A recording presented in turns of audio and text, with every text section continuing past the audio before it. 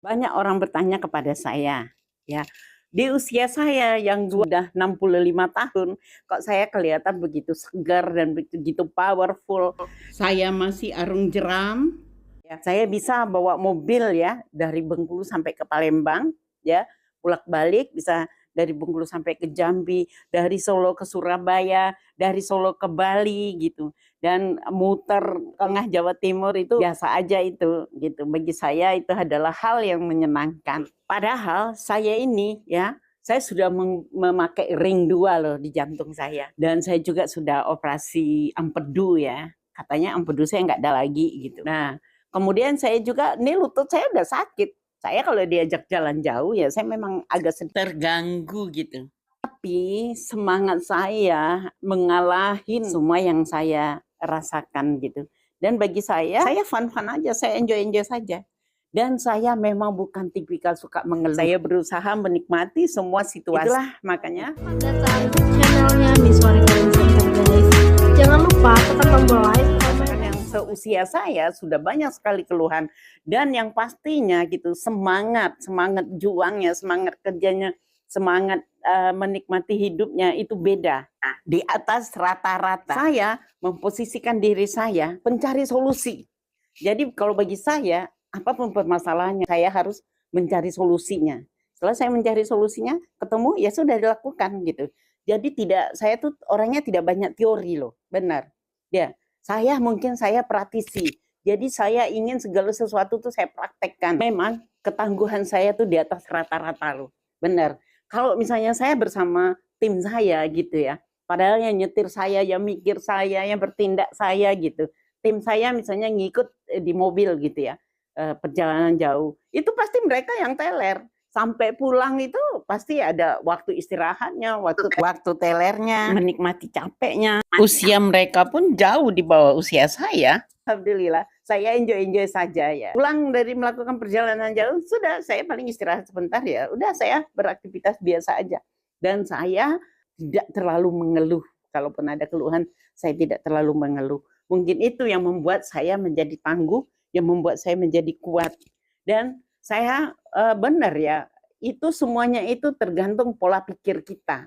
Bagaimana kita memikir, bagaimana kita mencari solusi dari setiap masalah kita. Ya, kenapa kita suka melihat orang yang tidak bisa melakukan ini, tidak bisa melakukan itu gitu, mengeluh ini, mengeluh itu, ya itu memang cara berpikirnya itu memang begitu gitu, tidak merubah cara pikirnya gitu, dan dia senang terbelenggu dengan kekurangannya gitu. Kalau saya enggak, saya akan mencari solusi dari setiap permasalahan. Bagaimana supaya saya bisa mengatasi gitu. Memang kadang-kadang ya memang harus perjuangan berat ya, harus memang perjuangan di atas rata-rata gitu. Tapi saya nikmati, saya berpikir kreatif bagaimana saya harus mengakalin permasalahan ini. Harus saya cari solusinya agar lepas dari belenggu ini. Banyak kondisi-kondisi yang kurang menyenangkan. Saya selalu berusaha ya berpikir.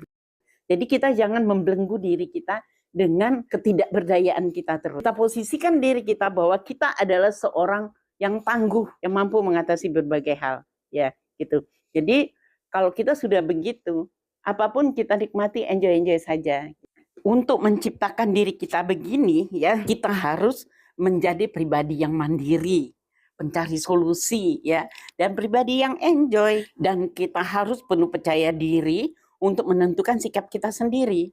Kita tidak perlu terpengaruh orang lain. Orang lain silakan memberi saran, memberikan masukan, ya itu juga perlu kita pertimbangkan.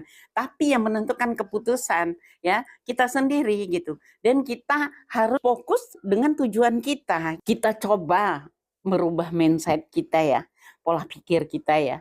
Kita jangan menjadi orang yang ketergantungan dengan orang lain. Ya biasanya para istri kalau ada bapaknya, padahal dia bisa melakukan apapun. Pak, tahu ada laki-laki, tolong ini, tolong itu. Akhirnya kita nggak bisa sendiri. Saya banyak ya mengamatin ya pribadi-pribadi yang lemah dan pribadi yang tangguh berada di seputar saya. Dan itu nyata sekali kalau pribadi yang lemah itu, mereka itu terlalu manja gitu. Kadang-kadang sehari-hari kerja menghadap dapur tapi nggak bisa masang kepala gas. Padahal bisa gampang sekali dia tekan aja, bisa hidup gitu. Ada yang memanjakan trauma. Mungkin dia pernah kesetrum, akhirnya seumur-umur dia nggak berani mencolokkan alat-alat listrik. Itu harus dilawan gitu. Ya, nggak mungkin lah kita belajar aja dari kesalahan kita. Kita pernah kesetrum, oh berarti efek dari kesetrum mungkin mungkin tangan kita basah, mungkin ada apa tuh, ada kabel yang terbuka gitu. Kita pelajarin aja dari kesalahan kita. Misalnya kita pernah jatuh, kita bangkrut gitu. Nah kita pelajarin apa masalahnya. Oh berarti saya salah tuh begini, ini harus saya ini gitu. Terus saya rubah gitu. Kita punya mobil ya bagus, punya motor yang bagus.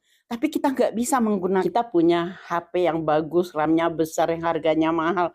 Tapi kita hanya menggunakan untuk nelpon, untuk WhatsApp aja. Padahal dengan HP itu kita bisa banyak hal yang bisa kita lakukan. Tapi karena kita terbelenggu dengan ketidakberdayaan kita selalu mencari pemakluman dengan berbagai alasan yang memposisikan kita tidak bisa bangkit untuk melawan semuanya. Kita ingin bisa, tapi kita malas belajar dan kita takut untuk mencoba dan gengsi untuk bertanya. Saya mencontohkan diri saya ya. Pada usia 60 ke atas gitu, saya masih belajar menjadi konten kreator, YouTuber dan TikToker.